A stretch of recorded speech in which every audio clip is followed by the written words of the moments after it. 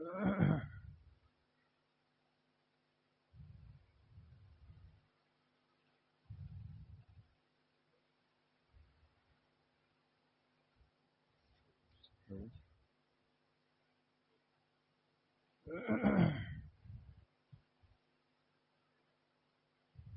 اللہ الرحمن الرحیم باب ما جاء فی کراہیت کتابت العلم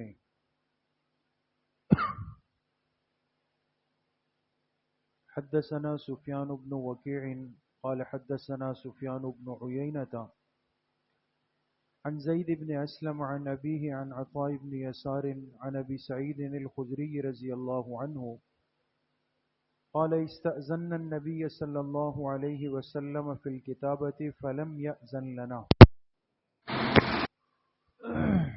منگل کے دن ہمارا مسائل کا درس ہوتا ہے، لیکن آج انشاءاللہ جو حدیث پاک کا درس ہے وہ آج کی مجلس میں ہوگا۔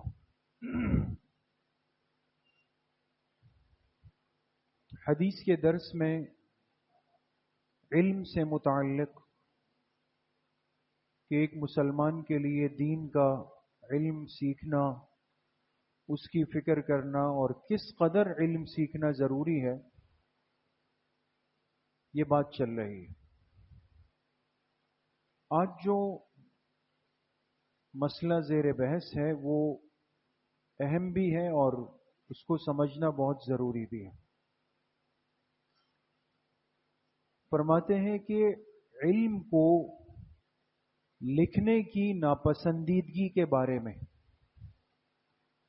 یعنی کوئی بھی علم کی بات، دین کی بات کو انسان لکھ کر محفوظ کرے، دماغ کو حاضر رکھیں گے دوستو، فرماتے ہیں ایسا کرنا ناپسندیدہ ہے جو حدیث پیش کر رہے ہیں۔ حضرت ابو سعید خدری رضی اللہ عنہ کی روایت ہے، فرماتے ہیں ہم نے جناب نبی کریم صلی اللہ علیہ وسلم سے اجازت طلب کی لکھنے کے بارے میں، کہ ہم آپ کی باتوں کو لکھ لیں، قلم سے محفوظ کر لیں۔ فلم یأذن لنا، تو آپ علیہ الصلاۃ والسلام نے ہمیں اجازت نہیں دی۔ بات سمجھ گئے دوست؟ اس حدیث سے کیا سمجھ میں آیا کہ اللہ کے پاک پیغمبر علیہ الصلاۃ والسلام نے جو باتیں ارشاد فرمائیں اپنی زبان مبارک سے، اور صحابہ اکرام رضوان اللہ علیہم اجمعین نے سنی، تو صحابہ کی خواہش اور طلب کے باوجود بھی آپ نے ان کو منع فرمایا کس چیز سے؟ لکھنے سے، کہ اس کو مت لکھیں۔ یہ حدیث بھی ہے، لیکن اب آگے جو روایات ہیں ان احادیث کو آپ دیکھیں تو آپ کو سمجھ آئے گا کہ دین کے بہت سارے معاملات پر ایک دور گزرتا ہے، وقت گزرتا ہے۔ یہ ممکن ہے کہ شروع میں ایک چیز کا طریقہ الگ ہو، بعد میں آپ علیہ الصلاۃ والسلام نے اس چیز کی ترتیب کو الگ فرمایا ہو، ایسا بالکل ممکن ہے، اور ایک نہیں 20 چیزوں میں ممکن ہے اور ہوا ہے۔ اب شروع میں صحابہ کی طلب کے باوجود آپ نے فرمایا مت لکھو، لیکن اب اگلا باب جو اسی ترمذی شریف کا امام ترمذی رحمۃ اللہ علیہ لائے ہیں، اس میں آپ کے سامنے اگلی روایت پڑھتا ہوں۔ پہلی روایت حضرت ابو ہریرہ رضی اللہ عنہ کی ہے، فرماتے ہیں کان رجل من الانصار یجلس الی رسول اللہ صلی اللہ علیہ وسلم، ایک انصاری شخص حضور علیہ السلام کی مجلس میں بیٹھتا تھا، فیسمع من النبی صلی اللہ علیہ وسلم الحدیث فیعجبہ، اور آپ کی احادیث سن کر اسے بڑا فائدہ ہوتا تھا، بہت اچھا لگتا تھا، لیکن ولا یحفظہ، اس آدمی کا حافظہ کمزور تھا، اس کو آپ علیہ السلام کی وہ باتیں یاد نہیں رہتی تھی، ہو جاتا ہے یاد نہیں رہتی۔ فشکا ذلک الی رسول اللہ صلی اللہ علیہ وسلم، اس نے اپنی اس کمزوری کی شکایت آپ علیہ السلام سے کی کہ میں آپ کی مجلس میں بیٹھ کر آپ کی باتیں سنتا ہوں اور مجھے بڑا فائدہ ہوتا ہے، لیکن ذہن میں محفوظ نہیں رہتی، کیا کروں؟ فقال یا رسول اللہ انی لا اسمع منك الحدیث فیعجبنی ولا احفظه.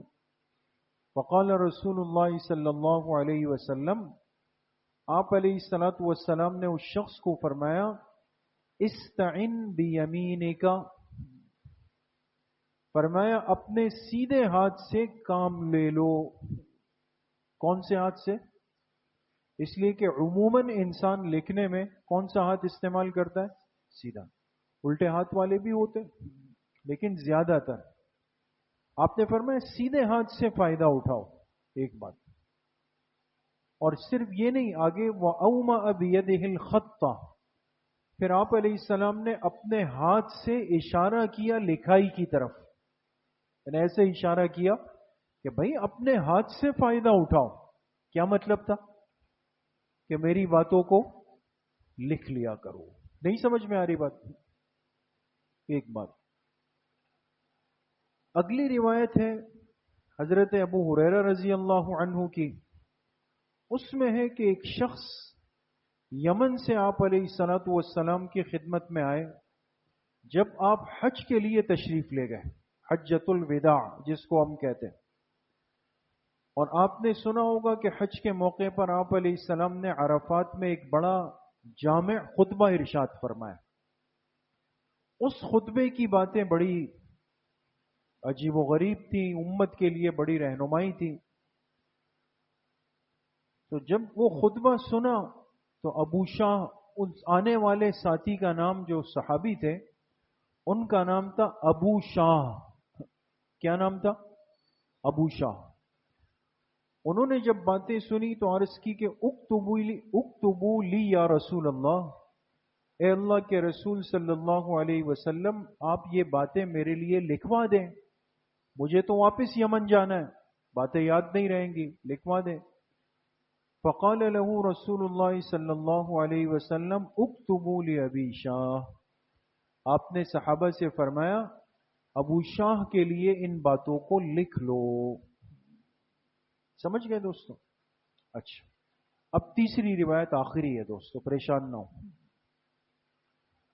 یہ بھی حضرت ابو ہریرہ رضی اللہ عنہ فرماتے ہیں کہ لیس احد من اصحاب رسول اللہ صلی اللہ علیہ وسلم اکثر حدیثا عن رسول اللہ صلی اللہ علیہ وسلم منی الا عبد اللہ ابن عمرو. حضرت ابو ہریرہ فرماتے ہیں کہ آپ علیہ الصلوۃ والسلام کے تمام صحابہ میں کوئی ایک صحابی ایسا نہیں ہے کہ جس کو میرے مقابلے میں زیادہ حدیثیں یاد ہو. یہ کون کہہ رہے ہیں؟ حضرت ابو ہریرہ رضی اللہ عنہ. کوئی میرے مقابلے کا نہیں، یعنی مجھے سب سے زیادہ حدیثیں یاد ہے. آگے کیا کہتے ہیں؟ الا عبد اللہ ابن عمرو، سوائے ایک شخص کے جن کا نام ہے عبداللہ ابن عمر ابن العاص رضی اللہ عنہ. ان کو مجھ سے بھی زیادہ یاد ہے. وجہ کہتے ہیں فَإِنَّهُ كَانَ يَكْتُبُ وَكُنْتُ لَا أَكْتُبُ. وجہ یہ کہ عبداللہ ابن عمر پیغمبر سے سنی ہوئی احادیث کو لکھ لیتے تھے، میں لکھتا نہیں تھا، تو بہت ساری حدیثیں مجھے یاد نہیں رہی. جبکہ انہوں نے تو لکھی تھی، بعد میں یاد کر لیتے تھے، تو ان کے حدیثوں کی تعداد میرے مقابلے میں زیادہ ہے. سمجھ میں آئی دوست؟ اب جو پہلی حدیث آپ حضرات نے سنی اس میں تھا کہ صحابہ نے آپ علیہ السلام سے اجازت مانگی لکھنے کی اور آپ نے منع فرمایا. اور 3 حدیثیں آپ نے سنی کہ صحابہ فرماتے ہیں کہ آپ علیہ السلام نے اجازت دی، بلکہ ایک صحابی کے لیے خود فرمائے کہ ان کے لیے لکھ دو. اور حضرت ابو ہریرہ فرماتے ہیں کہ میرے مقابلے میں عبداللہ ابن عمر اس لیے آگے تھے کہ وہ لکھ لیا کرتے. بات سمجھیں؟ اب پہلے فرمایا کہ منع کیا، بعد میں اجازت ثابت ہوئی. تو یاد رکھیں کہ یہ کوئی ٹکراؤ نہیں، تعارض نہیں. بات کو سمجھیں. وہ طبقہ جو آج کے زمانے میں بھی انکار حدیث کے فتنے میں مبتلا ہے، منکرین حدیث جن کو کہتے ہیں، وہ حدیث کو نعوذ باللہ نہیں مانتا، وہ اپنے اس دعوے پر ایک دلیل یہ پیش کرتے ہیں، وہ پہلی والی حدیث جو آپ کے سامنے آئی نا کہ آپ نے منع کیا، اس کو لے لیا۔ اب ایک عام سادہ آدمی ٹکرا گیا تو ان کو کہتے ہیں دیکھیں میرے پاس حدیث ہے کہ صحابہ فرماتے ہیں کہ ہم نے اجازت مانگی اور آپ نے منع فرما دیا۔ جب خود اللہ کے پاک پیغمبر حدیث لکھنے سے منع کر رہے ہیں تو یہ کون ہوتے ہیں کہ امام بخاری حدیثیں لکھ کے جمع کریں، امام مسلم جمع کریں، امام ترمذی جمع کریں، ابو داؤد جمع کریں، امام نسائی جمع کریں، امام ابن ماجہ جمع کریں؟ یہ تو انہوں نے اپنی طرف سے لکھ کر غلط کیا۔ بات سمجھ میں؟ تو دھوکہ دے گا، اس لیے کہ وہ بعد والی حدیثوں کو چھپا رہا ہے۔ اس لیے دین کے تمام مراتب کو سمجھنا پڑتا ہے۔ آج بہت سارے قسم کے فتنے ہمارے ماحول میں ہوتے ہیں، اب ہم ایک ترتیب پر اپنی زندگی گزار رہے ہیں۔ ایک دن گئے کسی کے ساتھ بیٹھ گئے، اس نے جیب سے فوٹو کاپی نکالی یا گوگل سے حدیث نکالی، کہا دیکھیں حدیث تو اس طرح ہے، آپ کے علماء نے آپ کو آج تک نہیں بتایا، یہ مسئلہ تو اس طرح ہے۔ اب ہم ٹینشن میں آ گئے، بھئی یہ کیا ہو گیا؟ اب اس نے آپ کو شروع کی بات بتائی، پیغمبر علیہ السلام کی زندگی کی ابتدائی بات بتائی، آدھی بات بتائی، منسوخ بات بتائی، بعد والی باتیں اس نے چھپا دی۔ اس لیے دین کو اہل دین سے سمجھنا چاہیے۔ گوگل ہمارے امام تھوڑی ہے کہ گوگل سے ہم دین کو سمجھنے کی کوشش کریں، یا یہ تقسیم ہونے والی فوٹو کاپیاں جو آج کل ہوتی ہے یہ تھوڑی دین ہے۔ دین کو سیکھنے کا تو ایک سلسلہ ہے، ایک طریقہ ہے، ایک ترتیب ہے، ایک نظم ہے، اور اس کے بعد جا کے انسان دین پر صحیح ترتیب پر اور مطمئن دماغ کے ساتھ عمل کر سکتا ہے۔ تو اب آپ خود اندازہ لگائیں کہ ابتدائی وقت میں آپ نے منع کیا اور بعد میں آپ نے خود حدیث پاک کو لکھنے کی اجازت دے دی۔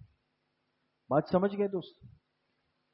ایک بات اب بھی رہ جاتی ہے، وہ بھی سمجھ لیں اور آپ حضرات انشاءاللہ سمجھ جائیں گے کہ یہ سوال ذہن میں آئے کہ جس چیز کی اجازت اللہ کے پاک پیغمبر علیہ السلام نے بعد میں دی، پہلے دے دیتے، شروع میں کیوں منع فرمایا صحابہ کو کہ بھئی مت لکھو؟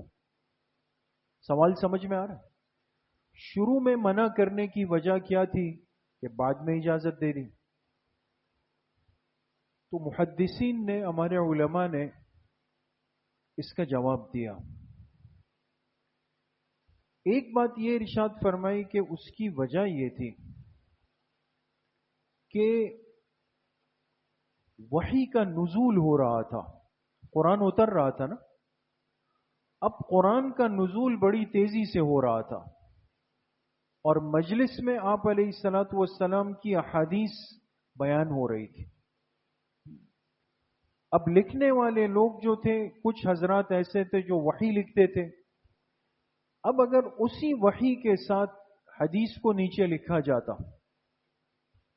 تو لازماً ایک وقت آتا آگے چل کر اس کا نتیجہ کیا نکلتا کہ جس صفحے پر وحی لکھی ہوئی اس صفحے پر حدیث لکھی ہوئی، کوئی کاغذات عام تو تھے نہیں، چمڑے پر، کاغذ پر، لکڑی کے ٹکڑے پر، چمڑے کی کھالوں پر، ان چیزوں پر لکھائی ہو رہی تھی۔ اب صحابی کو علم ہوتا کہ یہ تو وحی ہے، یہ حدیث ہے، بعد میں آگے چل کے یہ خطرہ ہو سکتا تھا کہ آپس میں یہ چیزیں کیا ہو جاتی، خلط ملط ہو جاتی۔ اس لیے آپ علیہ السلام نے اس حفاظت کے لیے کہ میری امت کہیں قرآن کی وحی کو اور میری حدیث کو ایک ساتھ دیکھ کر یہ نہ سمجھ لیں کہ یہ ایک ہی سلسلہ ہے۔ ہر چیز کو مینٹین ہونے میں ایک وقت لگتا ہے۔ آگے چل کر جب صورتحال بہتر ہوئی، لکھائی میں آسانی ہوئی، لوگ سمجھدار ہوئے، دین کی سمجھ بیدار ہوئی، پھر آپ نے اجازت دے دی، چلو بھائی لکھ لیا کرو۔ اب دوسری بات بعض محدثین نے بڑی عجیب لکھی ہے کہ نئے نئے لوگ اسلام میں داخل ہو رہے تھے، عرب میں لکھنے کا مزاج انتہائی کم تھا، ان کے حافظے انتہائی مضبوط تھے، بڑے مضبوط حافظے والے لوگ تھے. تو اگر لکھائی کی عمومی اجازت دے دی جاتی تو انسان کی فطرت یہ ہے دوستو کہ جب ایک چیز کی آسانی آ جائے تو تھوڑا سا جو مشکل کام ہوتا ہے اس کو کیا کرتا ہے؟ جی چھوڑ دیتا. ایک سمجھانے کے لیے ایک مثال عرض کروں. آج ہماری مستورات میں کوئی ہاتھ سے کپڑے دھونے کے لیے تیار ہے؟ حالانکہ ابھی تک دھوتے تھے نا. مشینیں آ گئی، واشنگ مشین آ گئی، آٹومیٹک مشین آ گئی. اب نہ دھونا ہے، نہ سکھانا ہے، نہ کچھ کرنا ہے. تو اب اگر ایک رومال بھی دھونا پڑ جائے تو 10 باتیں سنائیں گے، ہے نہیں؟ جہاں سہولت آئے گی تھوڑا سا مشکل کام پس منظر میں چلا جائے. انسانی فطرت ہے. اگر شروع سے لکھائی کی عمومی اجازت ہوتی تو عرب میں جو حفظ کا ایک مزاج تھا، یاد رکھنے کا، اس کو شروع سے ایک جھٹکا لگتا اور لوگ اپنے اس مزاج کو ختم کرتے اور عادت ہو جاتی کہ بھئی یہ کرنا ہے. اس لیے شروع میں ایک دم اجازت نہیں دی. اور بھی بہت سارے جوابات ہیں، لیکن بعد میں امت بڑی. بات صرف مکہ اور مدینہ منورہ تک نہیں رہی. یمن میں، شام میں، فارس میں، عراق میں، بصرہ میں، کوفہ میں، ہند تک امت پھیل گئی. اب بڑی ضرورت تھی کہ ان کے پاس دین جائے. اب جن کو زبانی وحی یاد، جن کو زبانی حدیث یاد، وہ گنتی کے لوگ تھے. ضرورت بہت زیادہ ہے. جب ضرورت زیادہ ہے تو اب اس کا حل یہ ڈھونڈا گیا کہ آپ نے فرمایا اب لکھ لیا کرو، اب اس کی اجازت دینا. تو آج آپ دیکھ سکتے ہیں دوستوں کہ آج امت مسلمہ دنیا کے ہر کونے میں موجود ہے نا، ہر جگہ پر موجود ہے. اور محدثین کی وہ محنتیں جو انہوں نے کی اور احادیث کو جمع کیا، اس کو ترتیب دی، اس کی حفاظت کی، آج امت کے پاس حدیث کا اتنا بڑا ذخیرہ محفوظ شکل میں اس لیے موجود ہے کہ اس کو لکھا گیا. اگر حافظے کی بنیاد پر سلسلہ چلتا ہی رہتا، بالآخر ایک وقت ایسا آتا کہ یہ چیزیں آہستہ آہستہ امت بھول جاتی، ختم ہو جاتی. قرآن لکھ کر محفوظ ہوا، احادیث لکھ کر محفوظ ہو گئی، اور دین کے سارے سلسلوں کو لکھ کر محفوظ کر دیا گیا. دوست بات سمجھ میں آ گئی؟ تو بہرحال جو اصل بات ہمیں آج سمجھنی چاہیے آج کے درس میں، کہ یہ چیز ممکن ہے کہ کسی وقت کے تقاضے کی وجہ سے ایک چیز کو شروع میں منع کیا جائے اور پھر وقت کا وہ تقاضا پورا ہو جائے تو اسی کام کی آگے چل کر کے اجازت دے دی جائے. یہ چیزیں ممکن ہیں. لہذا بعض دفعہ جو ہمیں اس طرح وہ لگتا ہے کہ پتہ نہیں آپ علیہ السلام نے یہ کیا اور پھر یہ کیا، اب اس کو صحیح کہیں، اس کو صحیح کہیں. بات سمجھ گئے؟ اس لیے ہمارے ہاں فقہ حنفی میں امام اعظم ابو حنیفہ رحمۃ اللہ علیہ نے سب سے جاندار اصول بنایا. اور انہوں نے کیا اصول رکھا آپ علیہ السلام کی زندگی پر عمل کرنے میں؟ کہ وضو طہارت سے لے کر نماز میں، روزے میں، زکوٰۃ میں، حج میں، جہاد میں، ہر چیز کے اندر ہم اس عمل کو دیکھیں گے اور قبول کریں گے جو اللہ کے پاک پیغمبر علیہ السلام نے زندگی کے آخری حصے میں فرمایا ہو. اس لیے کہ جو سب سے آخر میں ہوا اس کا مطلب یہ کہ اسی عمل کے ساتھ آپ دنیا سے تشریف لے گئے. ابتدائی حصے میں ممکن ہے ایک عمل ہوا ہو، بعد میں آپ نے اس کی ترتیب بدل دی ہو، انداز بدل دیا ہو، سب چیزوں میں فرق آ سکتا ہوگا. تو اس لیے میرے عزیزوں، دوستوں، بزرگوں، اتنا جلدی پریشان نہیں ہونا چاہیے. کسی کی باتوں کو سن کر یا کسی کی بات کو پڑھ کر ذہن میں تشویش پیدا نہ کریں. ایک تو دین کو صحیح جگہوں سے سیکھیں، اور اگر دین کے بارے میں آپ کو کوئی تشویش، اشکال، شبہ پیدا ہو تو اس کو حل بھی صحیح جگہ سے کریں کہ بھئی اس کا حل کیا ہے. تو یہ علماء امت آپ کی رہنمائی کریں گے اور انشاءاللہ کوئی پریشانی نہیں. اللہ پاک مجھے بھی آپ سب کو صحیح عمل کی توفیق نصیب فرمائے. الحمدللہ رب العالمین، والصلاة والسلام علی رسول اللہ.